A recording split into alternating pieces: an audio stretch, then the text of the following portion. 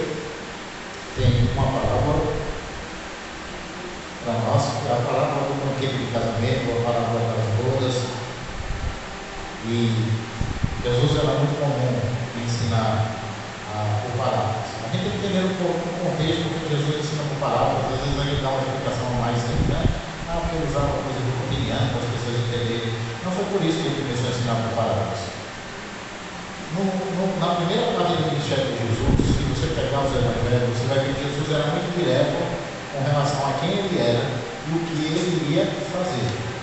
Ele faz a cura, ele faz os milagres, né? Só que as pessoas começaram agora a observar que quando ele fazia as coisas, ele olha e agora entende que as pessoas se aproximavam pelo aquilo que ele podia fazer, né? E outros o odiavam por aquilo que ele fazia. Então Jesus começa a mudar agora o foco. Ele entende que ele precisava completar o seu ministério, que era curto ali na terra, e ele precisava ensinar ao povo as verdades que eles tinham esquecido. Mas para isso ele precisava também lidar o ódio dos fariseus por ensinar aquilo que eles não ensinaram. E aí Jesus agora começa a usar as parábolas, porque ele diz isso inclusive aos discípulos. Os discípulos perguntam: por que tu ensinas por parábola?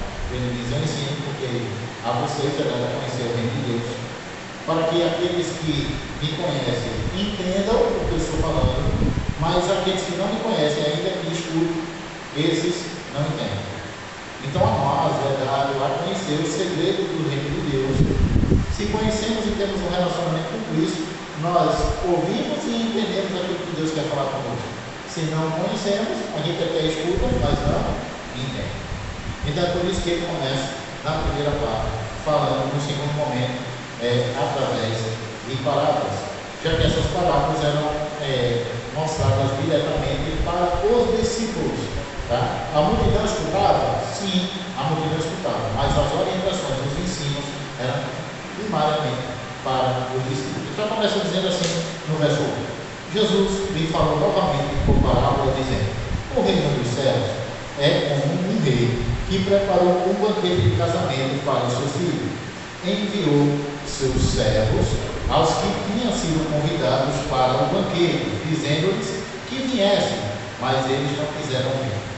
Verso 4: de novo enviou outros servos e disse: diga aos que foram convidados que preparei meu banquete, meus bois, meus novilhos touros foram abatidos e tudo está preparado, venham para o banquete de casamento.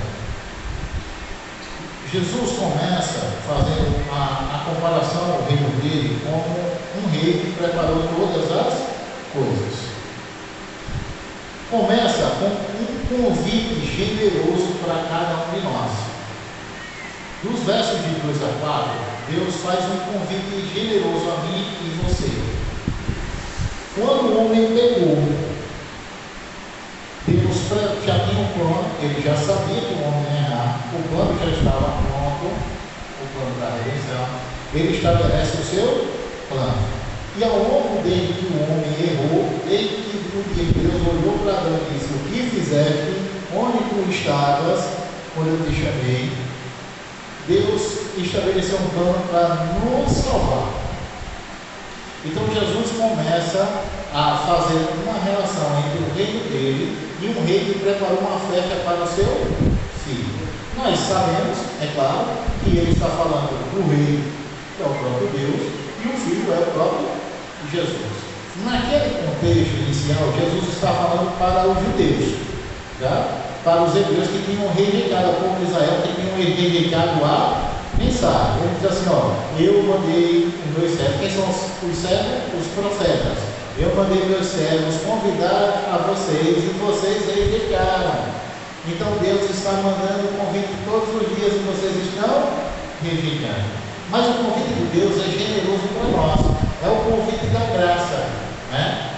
Ainda que o povo hebreu naquele momento tinha rejeitado, e nós também recebemos esse mesmo convite, e muitas vezes temos rejeitado, Deus ainda nos convida a fazer parte do seu convite. Todos os dias Deus tem nos convidado, porque isso é uma representação da graça de Deus, tá? Embora Deus também seja justiça, né? A gente sabe que no final das contas existe um juízo que virá sobre nós. Deus também é o amor, e a graça é o sinal do seu amor. Até que Deus possa executar o seu juízo, Ele ainda nos convida a nos voltarmos para Ele, a aceitar o seu convite para participar das bodas do Cordeiro. Deus quer compartilhar a sua alegria conosco. O objetivo de Deus é compartilhar a sua alegria, o seu amor com cada um. Ninguém é convidado por merecimento, porque fez alguma coisa para fazer, porque se fosse por merecimento, todos nós estaríamos perdidos. Deus nos convida porque Ele nos ama incondicionalmente. Então, por Ele nos amar, e João 3,16 deixa claro isso, quando João escreve que Deus nos amou de tal maneira que entregou seu bem mais precioso, quem? Jesus, para morrer por nós, para que eu e você tivéssemos a esperança da vida eterna. Isso é o oferecimento da graça. É o plano da redenção para nós, para que fôssemos salvos, alcançados. E esse convite é feito todos os dias. Nós somos desafiados todos os dias a responder a esse chamado da graça de Deus, a nos voltarmos para Ele, a abandonar aquilo que fazemos, esquecendo do passado, tá? Às vezes nós estamos presos, não aceitando o convite da graça que Deus nos oferece, porque a gente acha que precisamos fazer algo para aceitar esse convite. E Deus diz para nós que eu não preciso fazer nada. Por isso que o apóstolo Paulo olha para nós no livro de Romanos, no capítulo 8, e diz para mim que nada do que eu faça, nem as posteridades, nada do que eu possa fazer, ou que o inimigo nosso possa fazer, nos afasta do amor de Deus. Nada. Por isso que o convite é gracioso. Por isso que Jesus diz lá, ó, venham. Ele diz assim, o reino dos céus, lá no capítulo 4, no verso 4, diz assim, ó, estou chamando vocês, venham, atendam o meu apelo para participarem comigo da alegria da salvação. Aceitem a minha graça. Eu não estou preocupado. Jesus olha para nós e diz, eu não estou preocupado com o teu passado. Eu não estou preocupado com o que você fez ou deixou de fazer. Aceite a minha graça. Esse é o desejo de Deus para nós, que eu e você aceitemos a graça, o convite generoso que Ele nos faz. Não serve. Para Deus não importa o que eu fiz lá atrás.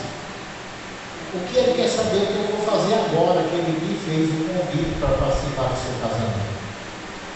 No antigo Israel, era muito comum fazer essa analogia do casamento. Se a gente pegar a Bíblia, a gente vai ver toda hora Jesus falando, dizendo assim, vocês, eu sou noivo, vocês são a noiva, eu vou vir buscar a noiva, né?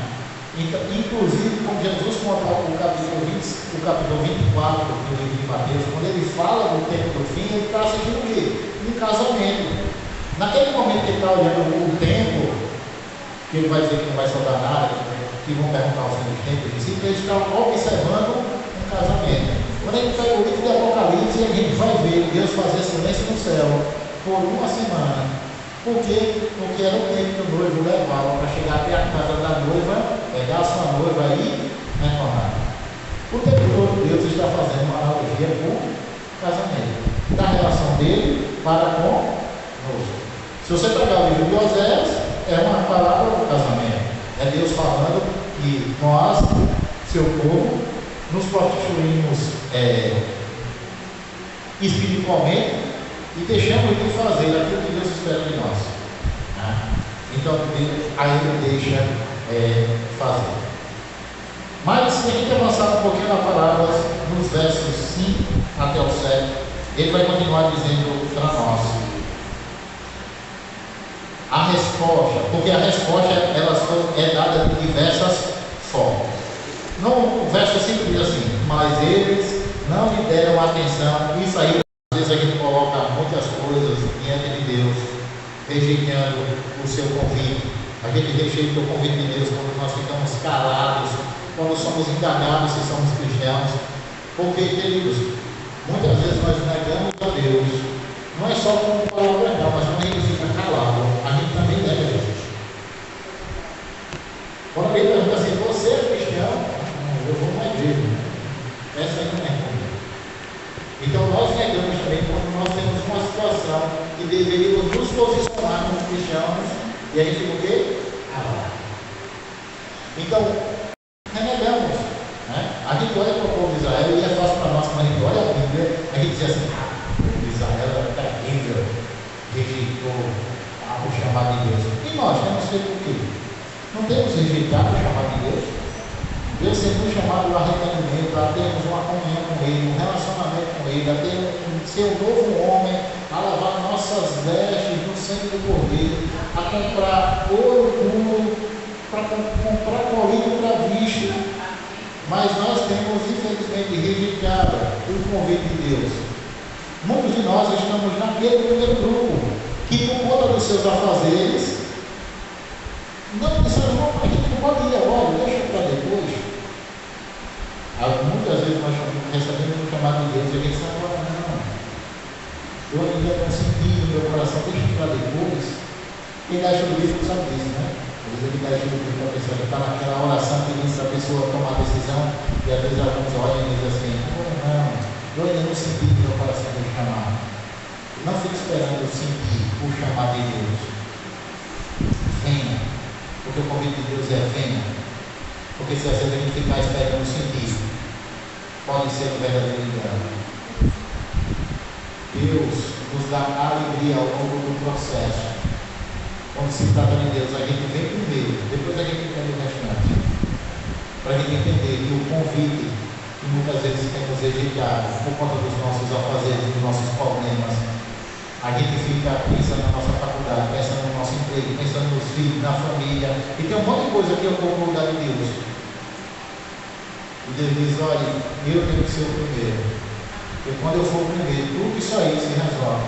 Mas muitas vezes nós temos rejeitado o convite da graça.